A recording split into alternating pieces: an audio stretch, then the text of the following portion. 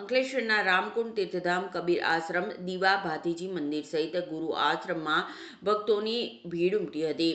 ગુરુના આશીર્વાદ મેળવી ભક્તોએ ધન્યતા અનુભવી હતી. શહેર ભાજપ પ્રમુખ સહિત ભાજપના આગેવાનોએ ગુરુ પૂર્ણિમા નિમિત્તે ગુરુના આશીર્વાદ મેળવ્યા હતા. ગુરુ પૂર્ણિમા એટલે ગુરુનો મહિમા.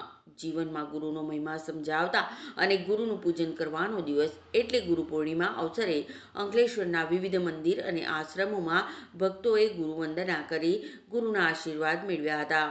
અંકલેશ્વરના પૌરાણિક રામકુંડ તીર્થધામ ખાતે સવારથી ભક્તો ઉમટી પડ્યા હતા અને ભક્તોએ મહંત ગંગાદાસજી બાપુનું પૂજન કરી આશીર્વાદ મેળવ્યા હતા અને મહિલા મંડળ દ્વારા ભજનની રમઝટ બોલાવી હતી અને ભક્તોએ મહાપ્રસાદીનો લાભ લીધો હતો. બીજી તરફ પંચાયતી બજારમાં આવેલ કબીર આશ્રમ ખાતે ભક્તોની ભીડ ઉમટી પડી હતી અને ભજન કીર્તન સાથે ગુરુ ચરણદાસજીની ગુરુવંદના કરી ભક્તોએ આશીર્વાદ મેળવ્યા હતા.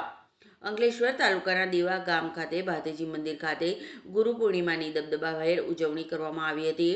ત્યારે ગુરુ પૂર્ણિમાના પાવન અવસરે શહેર ભાજપના પ્રમુખ ધર્મેન્દ્ર પુષ્કરણા, જિલ્લા ભાજપના કોષાધ્યક્ષ જગદીશ શાહ, ઉપપ્રમુખ ધર્મેશ ચાવડા, પાલિકા પ્રમુખ લલિતાબેન રાજપુરોહિત, કારોબારી અધ્યક્ષ નિલેશ પટેલ, જિગ્નેશ અંદાડિયા, ભાવેશ કાયસ્થ, ભવાનીસિંહ રાજપૂત સહિતના આગેવાનોએ રામકુંડ ધામ ખાતે મહંત ગંગાદાસજી બાપુને અને કબીર મંદિર ખાતે ગુરુ ચરણદાસજીની શાલ ઉડાડી ગુરુ વંદના કરી આશીર્વાદ મેળવ્યા હતા. આ ઉપરાંત અનેક મંદિર અને આશ્રમોમાં ભક્તોએ પોતાની ગુરુની વંદના કરી ધન્યતા અનુભવી હતી. બોલે સદગુરુ કબીર સાહેબ की जय, दलित रामदास साहेब की जय।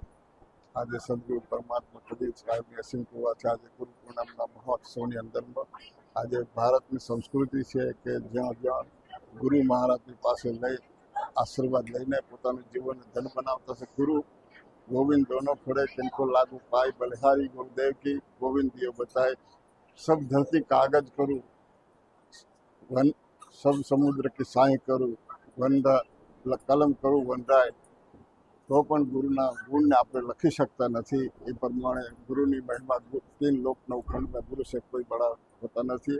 राम कृष्ण से कोई बड़ा उन्होंने तो तीन लोग के वो दड़ी तो गुरु आगे आज आज गुरु महाराज ने सानिध्य गुरु મહારાજને સાનિધ્યમાં જઈને પોતાના ધન્ય જીવનને ધન બનાવ્યું છે. તો આજના દિવસે બધા આશીર્વાદ લેવા આવતા હોય ગુરુ મહારાજની પાસે.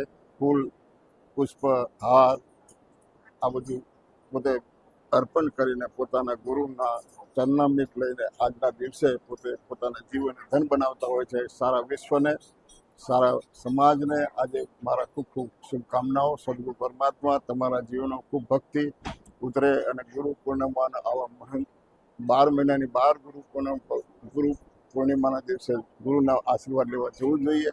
ગુરુ પૂર્ણિમાનો મહિમા બહુ ઉત્તમ છે. તો આજના દિવસે મારી શુભકામના સદગુરુ પરમાત્મા સૌને સુખી કરે એ જ આશીર્વાદ મારા સાહેબ.